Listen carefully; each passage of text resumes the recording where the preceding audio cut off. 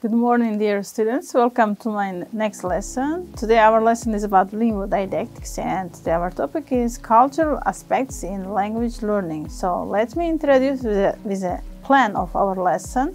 During our lesson, we will discuss about cultural context and language use, pragmatics and communication styles, cultural practices and traditions, and cultural references and idiomatic expressions. During our lesson, we will discuss these topics, and I do hope that our lesson will be very helpful and productive for you. So let's begin our lesson. Let me introduce with the topic of our lesson. So cultural aspects. What's cultural aspect? Cultural aspects play a vital role in language learning as they provide the context in which the language is used, shaping its meanings and nuances. Language and culture are inherently intertwined, and understanding the cultural elements of a language can significantly enhance learners' ability to communicate effectively and appreciate the deeper meaning embedded in everyday interactions. And we know that if we teach language, we should teach the culture of this language also. For example, if we are English language teachers, we should teach English language culture also, English society culture, English community culture. So cultural context and language use. What's it? Language is not only a tool for communication, but also a reflection of the culture from which it originates. Words, expressions, and idiomatic phrases often carry cultural significance that cannot be understood purely through translation. Understanding cultural contexts, such as social norms, traditions, helps learners grasp why certain phrases are used in particular situations. For example, in many Asian cultures, such as in Korea or Japan, honorifics and polite speech are essential when interacting with others, especially elders or superiors. Learning the language without understanding these social hierarchies could lead to misunderstandings. So that's why, in order to behave themselves, in order to communicate with others, you should be aware of cultural context and how to use this language in front of others. Communication styles vary across cultures, and understanding these differences is crucial for successful interaction. Different cultures have distinct approaches to politeness, directness, formality, and nonverbal communication. Pragmatics, it's not just what is said, but how it is said and what's implied into practice. For example, in Western cultures, direct communication is often valued, while in many East Asian cultures, indirect communication and maintaining harmony are preferred. A learner who is unaware of these differences may misinterpret a message or unintentionally offend someone by being too blunt. So that's why, if you are going to Western countries, you have to be aware of their direct communication and how to communicate you in front of Western culture. So everyday culture has its own set of practices, we can say. For example, every culture has rituals and traditions that shape the way people use language. These practices influence the language learners with encounter in real-life situations such as greetings, ceremonies, holidays, and family structures. We can say that each society, they have their own tradition. Each family also, they have their own just family traditions. Maybe they have their own holidays. They have different kind of ceremonies, which they have their own traditions. According to their family traditions, they have different kind of ceremonies. For example, in many Arab-speaking countries, greetings are elaborate and involve inquiries about health, family, and well-being. Learning these forms of address and understanding their cultural importance helps learners build rapport and show respect when communicating. If you are going to communicate with Arab-speaking countries people, you have to greet. For example, while greeting, you have to ask about their health, their family, their well-being. So it can be easier for you if you just greet with them like this way. It will be easier for you to communicate with them. And language, we know that languages are rich in idiomatic expressions, proverbs, jokes, and cultural references that can be challenging for non-native speakers to understand. These expressions often reflect the unique worldview, humor, and philosophy of a culture. A deeper understanding of these references is crucial for becoming fluent in a language. For example, in English, phrases like break the ice or hit the nail on the head are common idiomatic expressions that require cultural and contextual knowledge to be used appropriately. Without this understanding, learners may not fully grasp the intent behind the expressions or may misapply them. And language is a core part of cultural identity. How people use language reflects their sense of belonging to a particular group, social class, or ethnicity.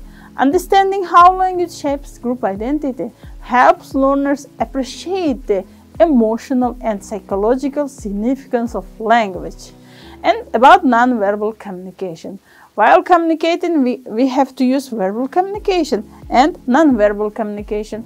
Nonverbal cues such as body language, gestures, facial expressions, and eye contact are often culturally specific.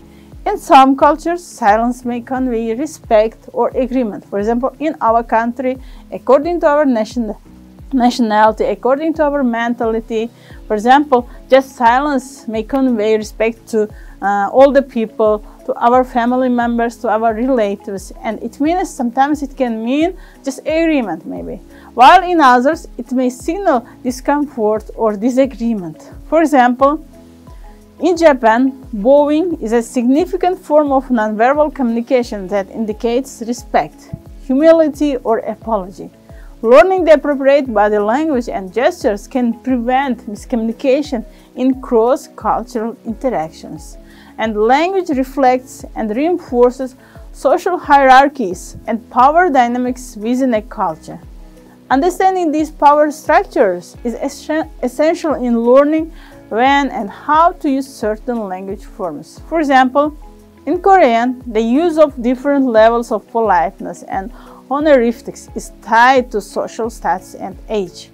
A younger person may speak to an older person using polite forms of the language. And in our country also, when we are going to communicate with older people, we have to use polite forms of the language. We have to be polite.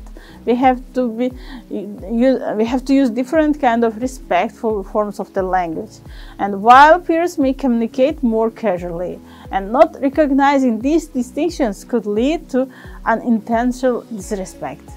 And with the rise of social media and global connectivity, digital language and cultural exchange have become essential.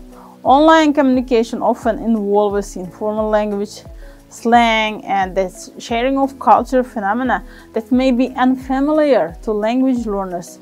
Just elder people, for example, they can be unaware of such kind of different kind of digital literature. Like, for example, in online communities, abbreviations, memes, and internet slangs like LOL, BRB reflect the cultural aspects of digital communication.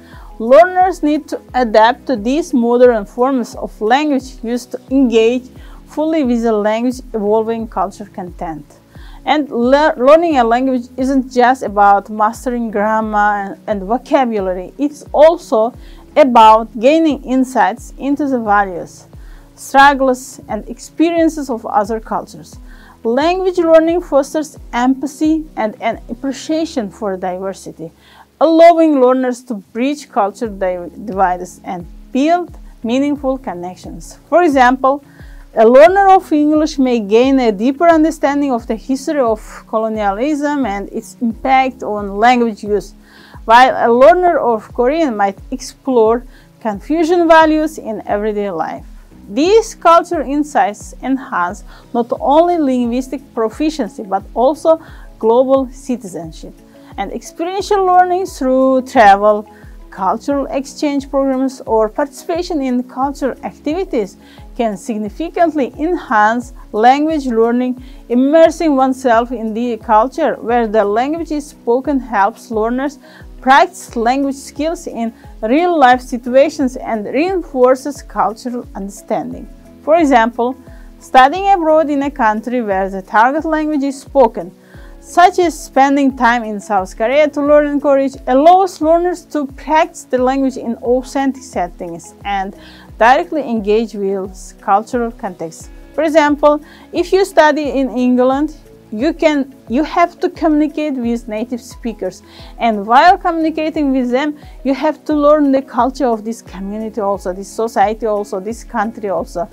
Or if you are going to study in the US also, you have to communicate with native speakers. You have to just learn about their culture. And before going to such kind of foreign countries, to such foreign universities, if you are aware of their culture, it can be easier for you to communicate with them, to collaborate with them, to interact with them. And it can somehow, for example, it can be easier for you to have culture shocks in foreign countries. And cultural aspects in language learning are essential for developing true linguistic proficiency. A learner who understands the cultural context in which a language operates will be better equipped to navigate real-world situations, engage meaningfully with native speakers, or understand the deeper nuances of communication. Cultural awareness is as important as linguistic competence, and integrating both elements leads to a richer, more fulfilling language learning experience. And now let's discuss some key aspects of cultural context and language use. And the first key aspect, we can see this politeness and formality. Cultural context often determines the level of politeness or formality required in different situations. According to the situation, we have to be polite, we have to be formal. For example, if we are in front of businessmen, if we are in front of scholars, if we are in front of elder people, we have to be polite, we have to use formal language in front of them. Or if we are among our friends, so we have to use just informal language maybe. And according to the situation, we have to use the language. And expressions and idioms. Many expressions and idiomatic phrases are culturally specific. Each community, each culture, for example, we can say each society, they have their own expressions, they have their own language, and they have their own idioms. Just only people who are belong to this community, this society, can understand these expressions and can understand these idioms. And cultural norms and social practices. We can say language reflects the norms and practices of a society, and nonverbal cues such as gestures, we can say they are nonverbal communication, and sometimes we have to use nonverbal communication in order to express our emotions, in order to express our ideas. And we can say another key aspect, this is historical and religious influence. A culture's history and dominant religions often shape its language use. And we can say that humor and storytelling, humor and stories also are deeply rooted in cultural context. In any kind of cultural context, in any kind of cultural community, we can see that humor and storytelling plays a vital role. And power dynamics and hierarchies. For example, the way people use language often reflects social hierarchies and power dynamics. And cultural taboos and sensitivities, like certain topics, words, or expressions are considered taboo in some cultures. If we are going to foreign country, we have to be aware of their cultural taboos also, in order to express our ideas, in order to express our emotions, and in order to communicate, to interact with other people. And language serves as a marker of cultural identity and belonging. And we can say language is a roadmap of a culture. It tells you where its people come from and where they are going. And we can say just significance of cultural context in language learning. This is the language. You have to be aware of the language. You have to be aware of their culture. And it shows you how to behave you in front of others, how to communicate with others, how to interact with others. And learning a language without knowing its culture is like learning to swim without water. It can be very difficult. We can say just without water you cannot learn how to swim. And like this, without knowing their culture, you cannot learn their language also. You you cannot know how to communicate with others, maybe how to interact with them, how to collaborate with them. Just in order to collaborate, you have to know their culture also. You have to be aware their cultural phrases, their cultural idioms also. And a different language is different vision of life. Without understanding the culture in which a language operates, learners risk misunderstanding or misusing the language. We can say that if you know their culture, you don't know their language also. Like this, we can say you have to know their culture, you have to know their language also. And there are some key cognitive skills in language learning, and we can say the first key cognitive skill in language learning is attention. And attention enables learners to focus on relevant language input while filtering out distractions. For example, paying attention to pronunciation during listening exercise or focusing on grammatical structures in a text. And memory, we can say there are just different types of memory we can use in everyday life, like short-term or working memory. So while having knowledge, while improving our knowledge, while improving our skills, we have to use short-term memory and working memory. And memory helps in retaining and manipulating linguistic information temporarily, such as holding a sentence in mind while constructing its meaning. And long-term memory stores vocabulary, grammar rules. For example, while learning the language, we have to learn by heart vocabulary. We have to learn by heart grammar rules and different kind of language patterns and for future. And in this case, we have to use our long-term memory. And these cognitive skills are very important, our attention, our memory, in order to improve our skills, in order to improve our language skills. And another key cognitive skills we can say is problem solving and critical thinking. And we can say they are very important in language learning. If you have got problem solving skills, if you have got critical thinking skills, it can be easier for you to communicate with others. And problem solving and critical thinking skills supports the application of grammatical rules and deciphering new vocabulary from context and using language creatively in real life scenarios. For example, if you have got problem solving skills, it can be easier for you to use this language in real life, in everyday communication. And in order to improve our students' problem solving skills, critical thinking skills, teachers have to use different kind of case studies, different kind of technologies. They have to use different kind of discussions, debates. Through discussions, through debates, through case studies, we can improve our students' problem solving skills, their critical thinking skills. They have to learn how to solve the problem. So as a teacher, you should put the problem in front of your audience, in front of your learners, and according to their team groups, for example, you can divide them into different kind of groups. And in teams, while working with others, while communicating with others, they will learn how to solve this problem, how to find the solution for this kind of problem. And through this way, they can improve their critical thinking skills also. And recognition, we can say, for example, recognition enables learners to recognize phonetic, syntactic, and semantic patterns, which is crucial for understanding and producing the language. For example, identifying conjugation patterns in verbs or sentence structures. So while learning language, we have to be aware of the patterns also. We have to be aware of different kind of patterns in verbs or sentence structures also. And according to this sentence structure, we can form our language. We can form our sentence. And another key cognitive skills in language learning, we can say this is executive functioning. For example, executive function involves planning, organizing, and self-regulating language learning tasks. And it can set language learning goals and managing time for study and monitoring progress. And through executive functioning, our students will learn how to set SMART goals. And in other lessons, I just gave definition for SMART goals also. So in order to improve our students' self-study skills, we should teach our learners, we should teach our students how to set SMART goals in front of them. So according to their SMART goals, they will improve their knowledge.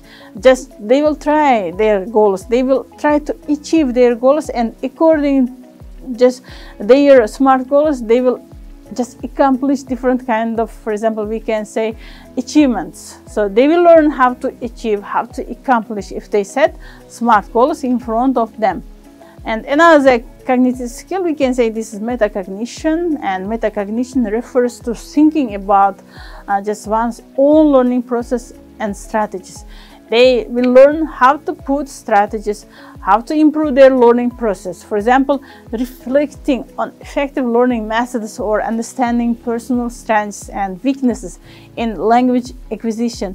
If they know their metacognition, if they know their own learning process, and according to their own learning process, they will know their own weaknesses, their own strengths. And according to this metacognition, they will just try to improve their weakness points. So through this way, they will improve their skills also. And another cognitive skill, we can say this is cognitive flexibility. And cognitive flexibility allows switching between different language or adapting to new linguistic context, and moving between formal and informal speech, or translating ideas from one language to another. And vocabulary acquisition, we can say memory aids in retaining words and their meanings, while pattern recognition helps in understanding word formation and usage. And we know that vocabulary plays an important role in language learning. So in order to communicate with others, in order to interact with others, to collaborate with others, you have to learn vocabulary. You have to be aware of a lot of vocabulary in order to make perfect speech in front of others. So that's why. So this is also just very important cognitive skill in language learning. And we know that cognitive skill influence language learning, and how they influence. For example, grammar and syntax. Problem solving and pattern recognition are crucial for understanding and applying grammatical rules. So in order to make the sentences, in order to communicate with others, in order to learn vocabulary, we have to be aware of grammar also. So that's why as a teacher, you should teach grammar, and you should teach grammar in context. They should learn how to use grammar rules in their speech, how to use grammar rules in communication. And sometimes our students can be afraid of making sentences or making mistakes in front of others, and because they are not aware of grammar rules, they are afraid of making mistakes because of grammar rules, because of grammar and syntax maybe. So that's why you should tell your students that they shouldn't be afraid of making mistakes in front of others, because through speech, through communication, through collaboration, through interaction, they will improve their grammar skills also. And while just speaking, they can learn how to put the sentence correctly according to the grammar rules also. And pronunciation and listening. Attention and auditory processing enable accurate comprehension and reproduction of sounds. So if you listen more and more different kind of tapes, maybe if you listen more and more different kind of listening activities, you will improve your pronunciation skills also. And reading and writing, we know that, for example, if we are going to improve our language skills, we have to improve our reading skill, writing skill, listening skill, speaking skill. So executive functioning supports organizing through thoughts and adhering to linguistic rules in writing, while critical thinking enhances comprehension and interpretation. So as a language learner, we have to improve our productive skills and our receptive skills, our grammar skills, our vocabulary skills also. And there are some strategies to enhance cognitive skills in language learning. For example, memory techniques. So you should use mnemonic devices, for example, flashcards or spaced repetition systems for vocabulary retention. And you should have active engagement. You should practice through role-playing, debates and discussions to enhance attention and critical thinking. So as a teacher, you should use different kind of games in your lesson. You should engage your learners. You should just play different kind of games which are useful for memory techniques, for example. And you should engage your students through practicing different kind of role plays, debates, maybe discussions, maybe, and through discussions, through debates, through role plays also you can improve your students' critical thinking skills, their speaking skills, their communicating skills, and cognitive training activities. For example, you should engage in brain games and puzzles that improve memory, problem solving, and pattern recognition. And in order to improve their problem solving skills, you have to use different kind of case studies.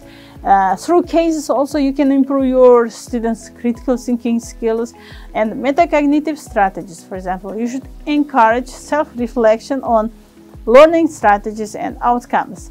Journaling or discussing learning methods can improve all metacognition. And active learning. Students are actively involved in the learning process rather than passively receiving information. Activities like role plays, problem-solving tasks, and project-based learning encourage active engagement. As a teacher, you should give more and more projects to your students. Through projects also they can improve their public speaking skills, maybe their communicative skills. So, and you know, students, they like doing different kind of projects together with their friends. And in your classroom you can divide your whole group into small groups, and for each group you can give different kind of projects, and they can do together these projects in the class. And at the end of the class, for example, at the end of the lesson, and they can present their presentation, they can present their project together as a presentation. And through this way you can improve their team working skills, their communicative skills, their public speaking skills also. And language is acquired through interaction with peers, teachers, and the environment. So as a teacher, you should create English atmosphere in the classroom, and they will learn from their friends also, from their peers also. And as a teacher, you should create interaction. You should create such atmosphere that they should communicate with others, they should communicate with teacher, and you should create such English atmosphere, English environment. And through this environment also they can learn how to speak with others, how to communicate with others, how to communicate with their peers also. And collaborative activities like group discussions and peer reviews facilitates this process. So you should use more and more collaborative activities, group discussions, debates. And for this case you have to use flipped learning technology. You know that if you are going to use flipped learning technology, you should give the tasks before the lesson. At the end of the lesson, you should give them the tasks for the next lesson. And for the next lesson, they will come to the lesson with full information. For example, you should share the videos which you are going to use the next lesson. You should share the texts. You should share the resources for the next lesson.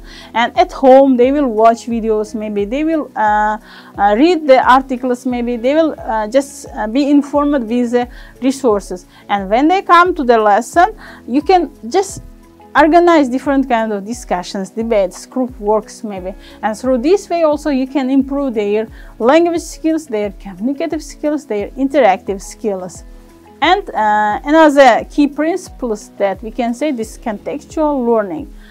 Language learning is more effective when it's relevant to real-life context. For example, if you are going to include practicing language skills through real-world scenarios such as ordering food at a restaurant or writing a formal email, so as an activity you can use such kind of tasks during the lesson. For example, you can organize role plays maybe, and through role play they will learn how to order food at the restaurant.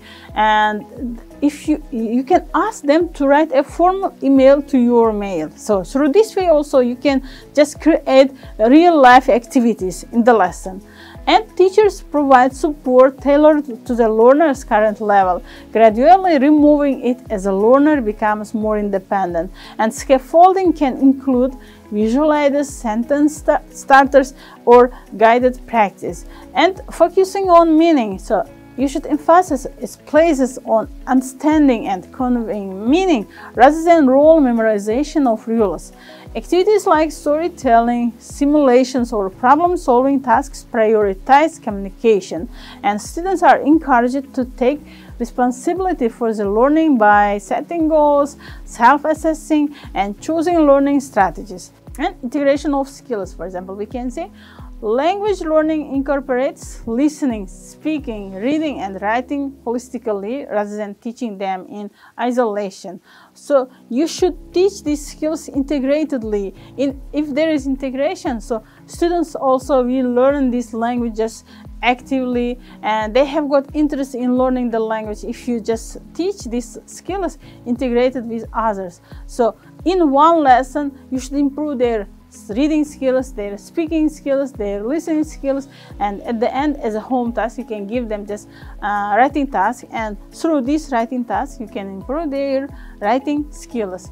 And we can say that, so it depends on the teacher how to organize their lesson, how to design their lesson. And before your lesson, you should design the lesson plan. And we can say lesson plan can be a map of your lesson. According to your lesson plan, you can organize your lesson. And while designing your lesson, you should just divide your lesson into main 4 parts. For example, we can say this is just PPT technology. We can say, like, for example, your lesson should begin with introduction. At the beginning of your lesson, you should introduce yourself, maybe you should introduce the topic, and then you should present the new topic. You should practice the new topic with your students. Your students should practice the new topic, and then at the end they should present. So according to their projects, maybe according to their writing tasks, maybe they can they can present what they have learned from the lesson. And through this way, you can improve their language skills, their cultural skills also, their cognitive skills also. And this is the end of my presentation. This is the end of my lesson. And thank you very much for your attention.